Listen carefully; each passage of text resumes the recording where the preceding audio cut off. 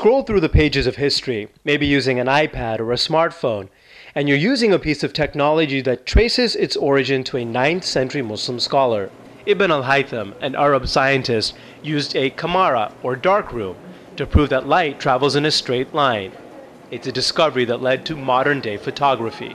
Camera is from the word kamara, darkroom, and yes, with that discovery, what he made, that was then, of course, now used in today's cameras. His accomplishments are among the many being recognized at the exhibit Islamic Science Rediscovered. Lido Verheyen is the exhibit's creator. He says this interactive exhibit seeks to rediscover the important contributions of Muslim scholars of science and technology, which he says is overlooked by Western history.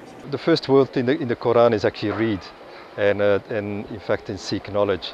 So it was an underlying fundamental almost duty of people. And what early Muslims learned, both men and women, from experiments in math, medicine, and mechanical engineering led to huge advancements in science and technology. You know, sometimes we just go about our daily life without knowing how things were invented.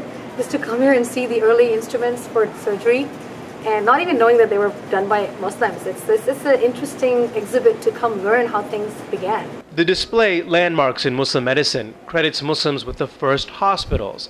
Much of today's modern medicine is attributed to breakthroughs by Muslim physicians and pharmacists. And it doesn't end there. Many credit the Wright brothers for inventing the first plane.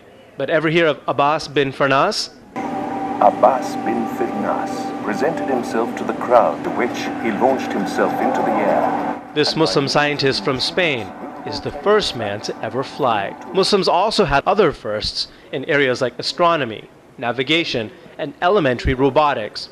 Verheyen says during Islam's golden age, Muslim societies were open and tolerant, which is why the sciences flourished. The main reason was it was an open society, but where the knowledge was actually stimulated. And whilst in the West, as we know in the Middle Ages in Europe, knowledge was suppressed. Some who visit the exhibit believe it's more than just learning about science and technology.